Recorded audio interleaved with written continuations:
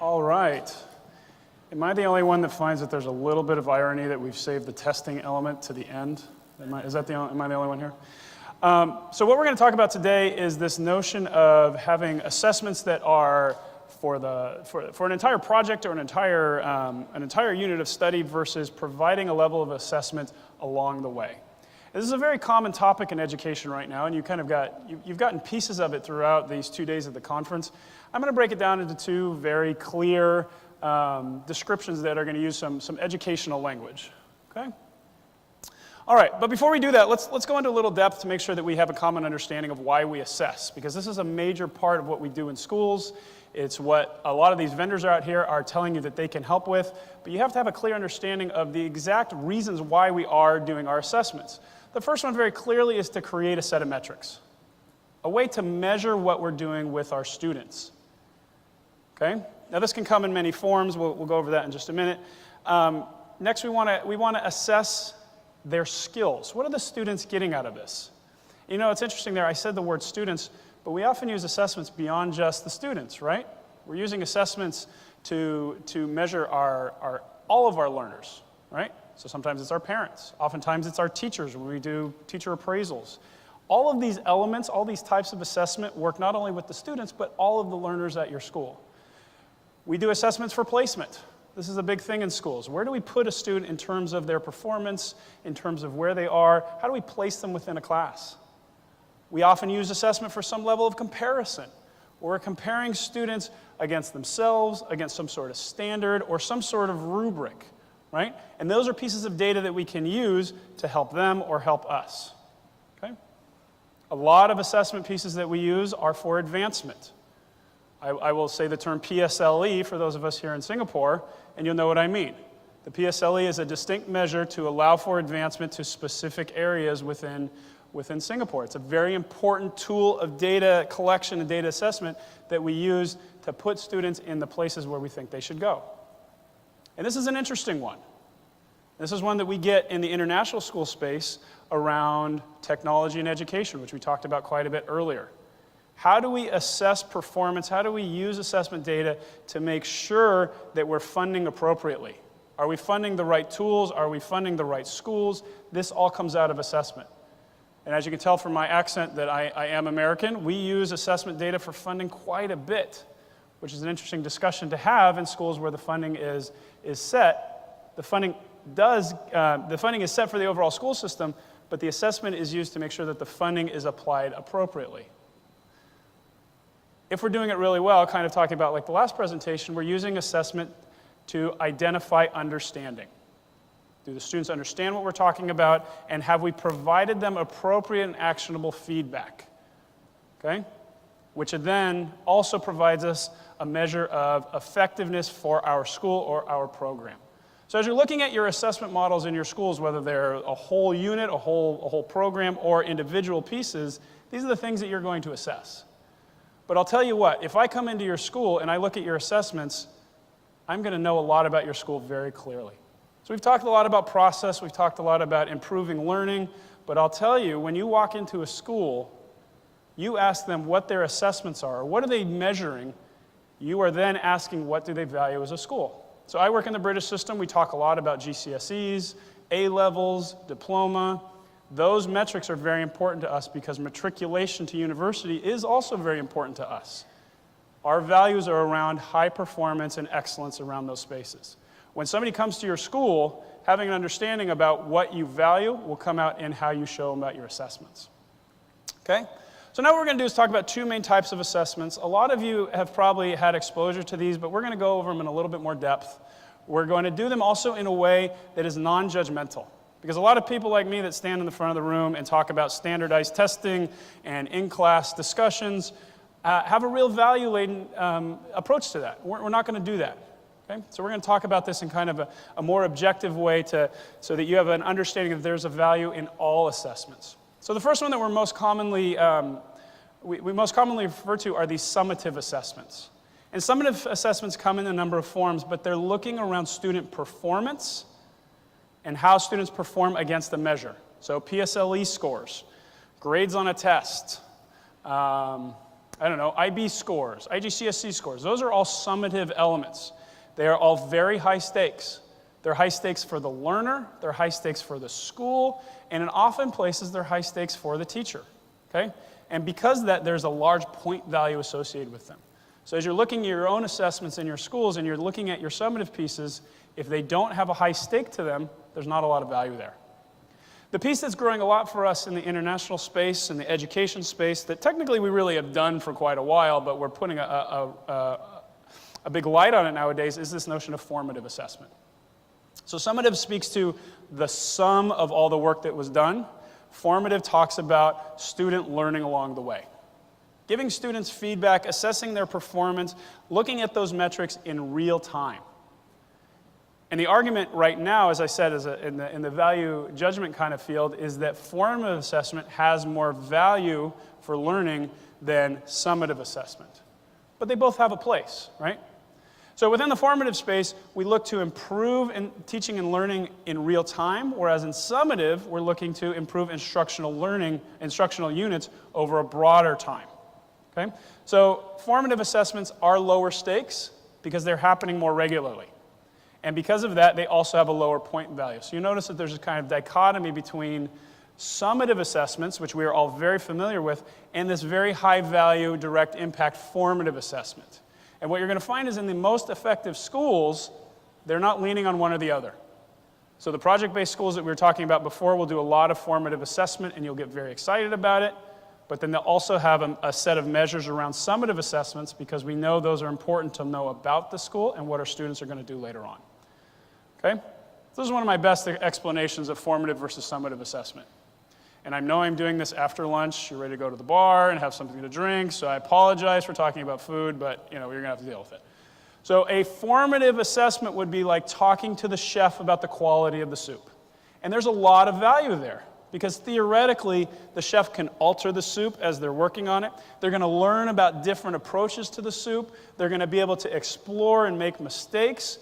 And as a student or a teacher or as an institution, this is incredibly valuable. However, just by doing formative assessments, we don't know the overall impact of our learning and teaching for those particular people.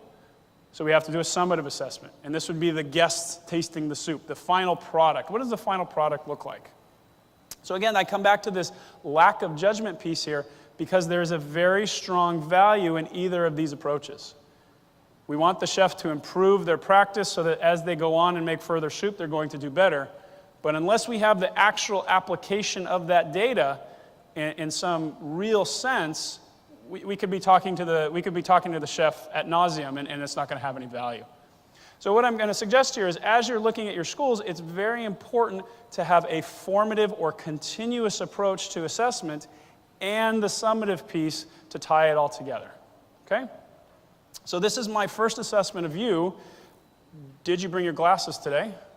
Can you read small text? You may fail this. Frankly, this is a summative assessment. I mean, you're kind of screwed if you don't have this. But you'll notice over on the left-hand side, we talk about these formative assessments. And there's a commonality here. And the commonality is that we are doing things that we can record and that we can provide immediate feedback on. That's what we want with continuous assessment, because continuous assessment provides data for continuous improvement. We're not just looking for an end-all. The students have left the building, the students have left the instructional unit, we can't do anything with it. So when you're crafting your formative or continuous assessments, look for kind of low stakes, easy win kind of assessments. And what you'll find is the most effective ones are student driven, where students are putting their hands up, where students are giving you the data, they're doing their own sort of self-performance analysis. That provides a level of engagement where the feedback comes from the external source, as you as a teacher or you as an appraiser of teachers, but then also directly from the students themselves where they're self-appraising and they're giving themselves feedback. Okay? Then you'll notice on the other side that we have this summative approach. And there are a number of assessments. Okay? There's a number of tools that we use. There are the Scantrons that we saw earlier, the PSLE, as I mentioned. In my school, we have the IGCSEs and the GCSEs. There's AP exams. We have O levels, A levels. I'm sure there's like a Q level out there somewhere. And because a lot of my former colleagues are here, I have to mention the German Abitur, right? That was for you. There you go. All of these are very high stakes, and they're all definitive towards providing a level of data and assessment for the entire unit, the entire element of, an entire cohort of students or an entire set of performance. And that's very important as a school or as a school district or even on an instructional unit to take that step back and say, did we do what we were looking to do against a level of performance standards? Did this student meet the requirements that we put in? And I'll tell you that this is just as important as the formative element because this one's not going away. You know, one of the things that I've kind of noticed is that I'm starting a little late, and I'm totally cool with that because educators come up here and they're passionate about what they're talking about. That's what we want out of our students. But I have been working in education for quite a while, and I have yet to find the mark scheme for passion. It's not there. And you notice people have been talking about 21st century skills and being able to develop grit and creativity. That's great. We don't have a way to measure that helps us improve as a school. So these summative features are vital to us because we do have ways of measuring student performance, teacher performance, cohort performance. And that data is actionable for us. So the data that we have on the formative side, on the continuous side is very valuable, but that's is very valuable in a short term, a very learner-centric fashion. If we have data on the other side, in the formative side, we can then have real programmatic change. We have a real programmatic understanding or teacher understanding of cohorts of students, of performance metrics, and we can make broader changes that are more long-term. So as you're looking at your school and you have certain educators saying, you know what, I need to focus more on the summative, or you may have on the formative, and you have leaders that are saying, no, we have to have these summatives. What I'm going to suggest to you is that the most value comes in a marriage between the two. Okay? So there are positives and negatives. This is a very helpful slide. My slides will be available to you later. But as you're looking at defining continuous assessment in your schools and how it's valuable for your students, and summative assessment and what's negative for the students, go through a tree like this in your school. What are we doing on a formative fashion at a classroom level? When I go into a preschool classroom, I go into a middle school classroom or secondary school, how are we giving students direct feedback? What are the tools that we're using? Are we creating a system where they're engaged in their learning, and are we avoiding the two most dangerous words in education? The two most dangerous words in education are good job. Means absolutely nothing, provides them no action, and they have no ownership of that. And so we're avoiding that, but we've created a formative level of assessment for all of our learners that provides direct feedback to them at a low cost that they can action straight away. Now, there's some negatives there, and what we find with students is they become very engaged, and teachers become very engaged in formative pieces of information, but there's not a lot that they can do with it after the fact. So then also take a good look at your summative assessments. What are we doing from a summative approach? Where we're looking at the end of the unit, the end of the year, the end of primary school, the end of secondary school, our numbers around going off to university or in the workforce. What are we doing there? How do we assess those things? And are those things giving us data that we can do something with? And what I caution you here is that a lot of these summative measures are being used just on a shelf. Okay, we know that in science that we're performing against a national standard at X. Or, my students in the IB are averaging 33 points. The international average is 31 points. Great. What are you doing with that? How is the summative approach affecting future students, helping teachers improve the future practice, helping a cohort of students moving from year 6 to year 7 or grade 9 to grade 10? How are you using that summative data to alter the pathways of their learning? We learned a little while ago about portfolios. What is that portfolio doing to help students improve their own understanding of their learning and improve their performance later on?